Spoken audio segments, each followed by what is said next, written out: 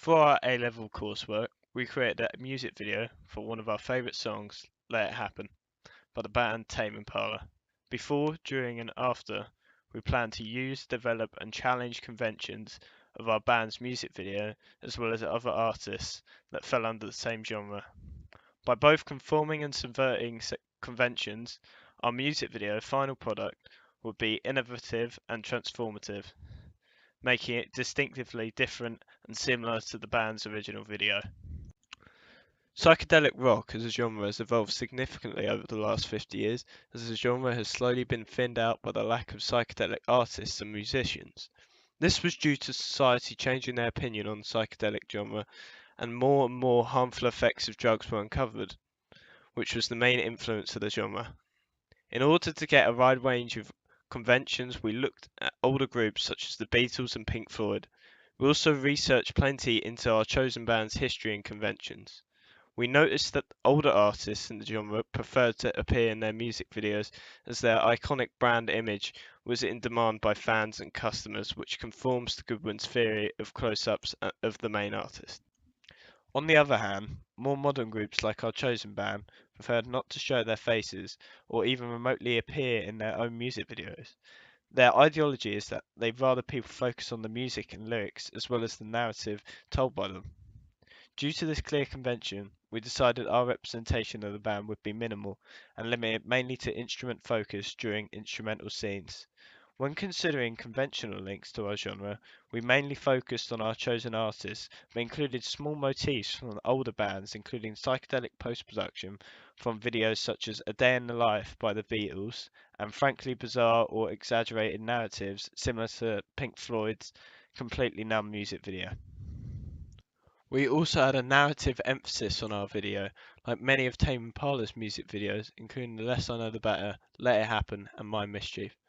Our narrative also contained unrealistic moments, such as the embodiment of death, which shows how we conform to this convention, as the aforementioned videos all contain an element of unrealistic, exaggerated factors, such as characters or situations. For example, the gorilla in Less I Know the Better, or the sandwich in Let It Happen. Not only did we do general research into our artists and their genre, but each member of our group individually analysed the music video from either the band or their genre. We analysed each video for mise-en-scène, editing, camera work, sound, representations, and related it to Andrew Goodwin's theory. Performing this task allowed us each to get a strong sense of techniques that were conventional towards this genre and our artists. We discovered that there was a clear relationship between the lyrics and the visuals, as well as a relationship between the music and the visuals, which was very clear in the music video, The Less I Know the Better. An example from that music video was the use of lyrics such as, "And I heard they slept together, and I ran out the door to get her," which were illustrated in the video. Other songs like Let It Happen amplify the lyrics. This is because there are no illustrated connections between the lyrics and the video, however plenty of symbolism and links between the two. For example, the lyric "All this running around" represents the protagonist's rinse and repeat lifestyle. This task was tremendously helpful as it allowed us to shape a narrative and an editing pace that would suit the song and truly symbolise psychedelic rock and Tame Impala. This section also gave us endless knowledge of camera work and sound commonly used in the genre and by our artists. In summary, from this segment, we found out that Tame Impala conform to most of Goodwin's theory. They also create strong representations through costume, and they usually have an aspect of their video that is unrealistic, giving it the psychedelic twist.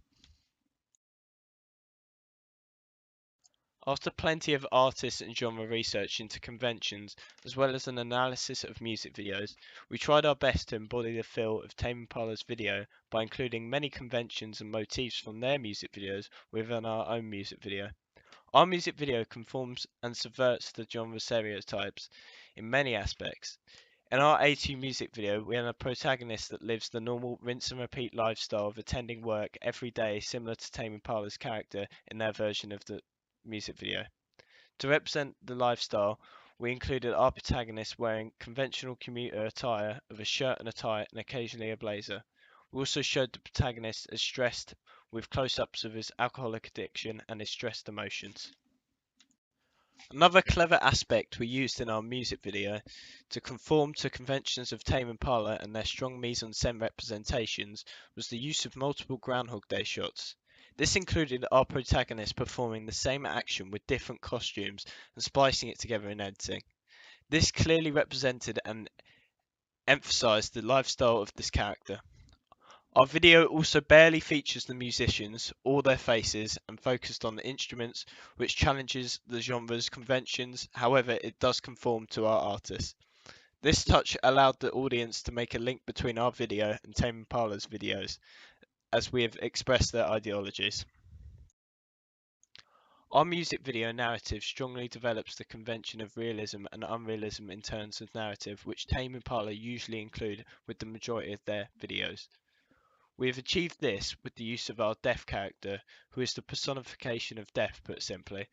This character is similar to Trevor from The Less I Know the Better, as the actor is in full costume, however the character is not representing a person, but an abstract force which develops the convention.